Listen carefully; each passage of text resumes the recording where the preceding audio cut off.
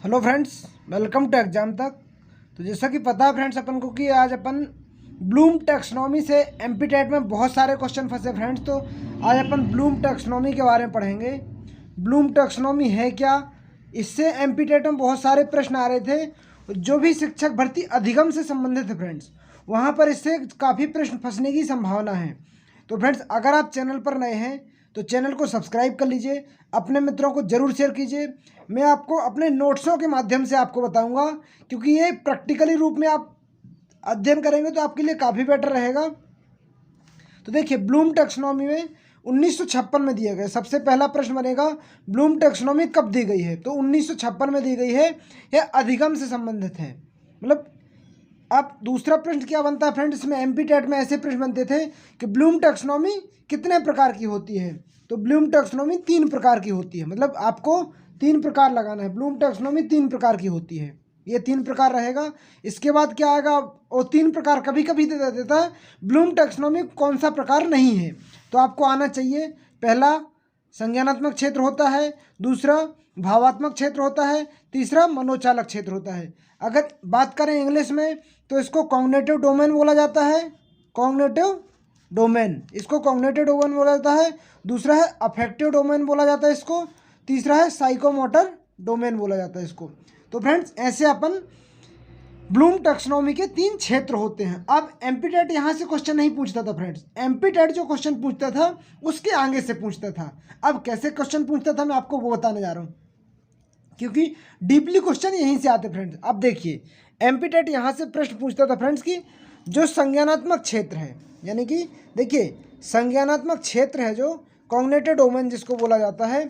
संज्ञानात्मक क्षेत्र कितने प्रकार का होता है, मतलब पहले तो कई, मतलब 1-2 शिफ्ट में तो जैसे आपने अगर 16 मार्च का पेपर दिया होगा, सेकंड शिफ्ट में तो यही पूछा गया कि संज्ञानात्मक क्षेत्र में कितने प्रकार के पाए जाते हैं। तो संज्ञानात्मक क्षेत्र 6 प्रकार के पाए जाते हैं। ये सेम प्रश्न था, मतलब इसमें 4 भी थे 6 भी थे। पहले मतलब उसी शिफ्ट में ये पेपर पूछा गया था, संज्ञानात्मक क्षेत्र मुख्यतः कितने प्रकार के पाए जाते हैं। संज्ञानात्मक क्षेत्र तो 6 प्रकार के पाए जाते हैं। दूसरा इसमें पूछा गया था संज्ञानात्मक क्षेत्र के उच्चतम स्तर क्या क्या हैं। तो फ्रेंड्स, संज्ञानात्मक क्षेत्र के देखिए टोटल 6 स्तर होते हैं। संज्ञानात्मक क्षेत्र में 6 स्तर होते हैं। सबसे पहला क्या होता है, सबसे पहला ज्ञान होता है, दूसरा बोध होता है, तीसरा अनुप्रयोग होता है, चौथा विश्लेषण होता है, पांचवा संश्लेषण होता है, छठवां मूल्यांकन होता है। तो ये फ्रेंड्स संज्ञानात्मक के 6 स्तर होते हैं। अब इसमें ये पूछा जाता है फ्रेंड्स कि संज्ञानात्मक क्षेत्र के स्तर में उच्च स्तर कौन कौन से होते हैं। तो उच्च स्तर फ्रेंड्स संश्लेषण और मूल्यांकन को माना जाता है। अगर आपको ऑप्शन में संश्लेषण मिलता है तो संश्लेषण लगा सकते हैं, अगर मूल्यांकन मिलता है तो मूल्यांकन लगा सकते हैं। मतलब ये आपके इसमें आता है।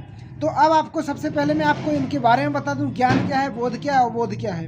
तो एमपी टेट में यहीं से क्वेश्चन पूछे जा रहे थे। आपको ये लगता था क्वेश्चन कहाँ से आ रहे समझ नहीं आते थे।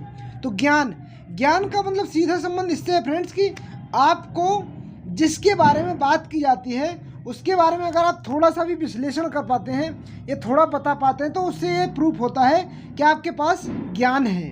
अब बोध मतलब उसके बारे में आप भाव प्रकट करना, मतलब जैसे आपने देखा होगा जब कोई टीचर पढ़ाता है तो एक्सप्लेन करने के माध्यम से आपको बोध के मतलब भावनाओं के माध्यम से बताता जाता है, तो ये बोध कहलाता है। अब अनुप्रयोग, आपने देखा होगा अनुप्रयोग जैसे कि नाम से स्पष्ट है, जैसे किसी भी काम को प्रयोग के माध्यम से बताना, यानी कि उपयोग करना, अनुप्रयोग कहलाता है।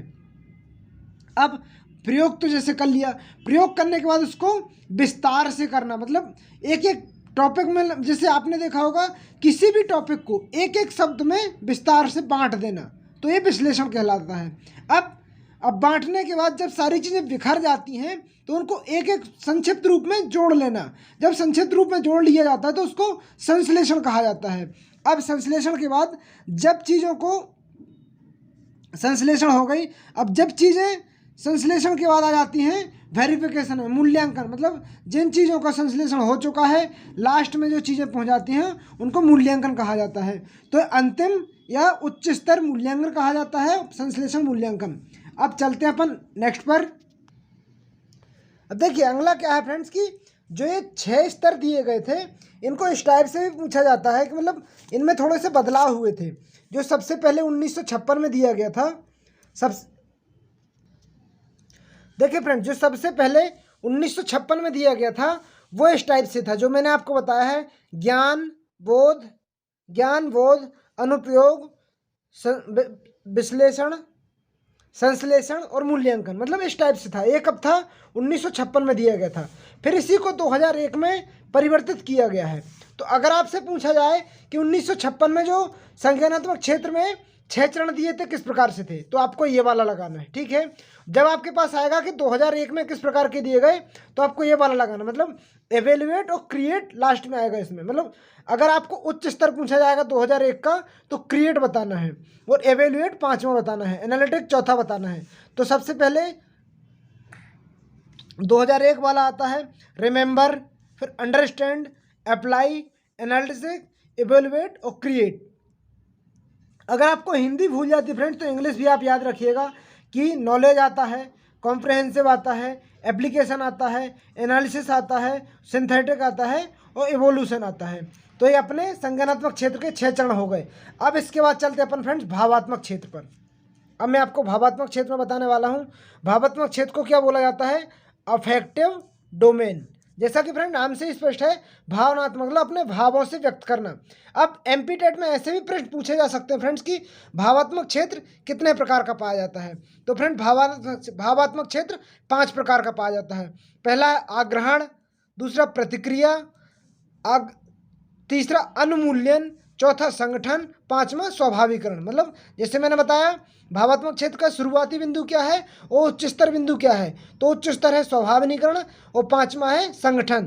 तो शुरुआती बिंदु क्या है? आग्रहण, प्रतिक्रिया, अनुमूल्यन, संगठन और स्वाभाविकरण, ये उच्चतम स्तर फ्रेंड्स। अब अगर आपको कभी कभी अगर हिंदी नहीं आती, इंग्लिश में आता है, तो इंग्लिश में आपको याद रहना चाहिए रिसीव, रिस्पॉन्ड, वैल्यू, ऑर्गेनाइज और सेंट्रलाइजेशन। मतलब सबसे ऊपर आएगा अपना सेंट्रलाइजेशन, उसके बाद ऑर्गेनाइज, थर्ड में वैल्यू, मतलब सेकंड में रिस्पॉन्ड और फर्स्ट में रिसीव। मतलब आपको इस टाइप से पूछे जाएंगे। तो भावात्मक क्षेत्र में 5 प्रकार पाए जाते हैं, इसमें यही रहता है। अब आपको अगर इनके बारे में पूछा जाएगा तो क्या है, अगर एप्लीकेशन बेस्ड क्वेश्चन बनता है तो मतलब रिसीव करना, नहीं कि किसी भी चीज़ को प्राप्त करना, ये आग्रहण कहलाता है। प्रतिक्रिया यानी कि आपसे अगर किसी ने कोई सवाल किया है और उसका आपने सरलतम रूप से जवाब दे दिया है, उसको प्रतिक्रिया कहा जाएगा। फिर उसके मतलब सामने वाले की ओर से आपको उसमें कुछ प्राप्त हुआ, उसको अनुमूल्यन कहा जाएगा। फिर प्राप्त होने के बाद जो क्रिया दर्शाई गई उसको संगठन कहा जाता है, और जो लास्ट में आ जाता है सेंट्रलाइजेशन, स्वाभाविकरण कहा जाता है। चलते हैं अगले क्वेश्चन। देखिए फ्रेंड्स, अब अपन आ गए हैं मनोचालक क्षेत्र में। मनोचालक क्षेत्र, इसको साइकोमोटर डोमेन भी कहा जाता है। तो अब साइकोमोटर डोमेन इसको कहा जाता है, इसके बारे में और अपन जान लेते हैं। सिम्पसन ने 1966 में इसमें बदलाव किया था, मतलब सिम्पसन ने। अब इसमें मतलब आपको पूछा जाएगा मनोचालक क्षेत्र कितने प्रकार के होते हैं। मतलब एमपीटेट यहीं से प्रश्न बना रहा था फ्रेंड्स, आपको भले सीडीपी टाइप टफ लग रही थी, यहीं से एमपीटेट के क्वेश्चन आ रहे थे। तो मनोचालक क्षेत्र कितने प्रकार का पाया जाता है फ्रेंड्स? तो मनोचालक क्षेत्र 7 प्रकार का पाया जाता है, आपको ये याद होना चाहिए। अब 7 प्रकार कौन कौन से फ्रेंड्स? तो यहाँ से देखिए, उच्चतम स्तर व्युत्पत्ति रहती है, शुरुआती प्रत्यक्षीकरण रहता है। तो आपको ऐसे भी याद रख सकते हैं कि प्रत्यक्षीकरण, मनोस्थिति, निर्देशित प्रक्रिया, कार्य कौशल, जटिल व्यवहार, अनुकूलन और व्युत्पत्ति। तो मतलब ये वाले अपने आ जाते हैं साइको मतलब मनोचालक क्षेत्र या साइकोमोटर डोमेन के अंतर्गत। तो सबसे उच्चतम स्तर व्युत्पत्ति माना जाता है, अनुकूलन माना जाता है। अगर आपको हिंदी में कभी कभी हिंदी नहीं इंग्लिश पूछ दी जाती है, तो इंग्लिश में क्या क्या आएगा फ्रेंड्स? परसेप्शन, सेट, गार्डर response, mention, complete over performance, एकम्पटेंस, ऑर्गेनाइजेशन। तो फ्रेंड इस टाइप का आएगा। तो ये था अपना फ्रेंड ब्लूम टैक्सोनॉमी। यहाँ से ये बहुत ही इंपॉर्टेंट है फ्रेंड्स, यहाँ से प्रश्न एमपीटेट लगातार पूछ रहा था, यहाँ से फ्रेंड्स एमपीटेट लगातार प्रश्न पूछ रहा था। तो देखिए, अगर आप सही और ऑथेंटिक और सही जानकारी चाहते हैं तो अभी तक अगर आपने चैनल को सब्सक्राइब नहीं किया, मैं अपने नोट्सों के माध्यम से आपको इसी तरह से सारी चीज़ें कवर करवाता रहूँगा। अगर आप रीट की तैयारी कर रहे हैं, एमपीटेट की तैयारी कर रहे हैं, सीटीईटी की तैयारी कर रहे हैं, तो मैंने सीटीईटी का भी 10 शिफ्टों का, 8 से 10 शिफ्टों का एक साथ वीडियो बनाया है, तो वो वीडियो ज़रूर देखिए। और अभी तक अगर आपने चैनल को सब्सक्राइब नहीं किया तो सब्सक्राइब कर लीजिएगा। मिलते हैं ऐसे प्रश्नों के साथ, ऐसी विश्लेषण वाले वीडियो के साथ। जब तक के लिए जय हिंद, जय भारत।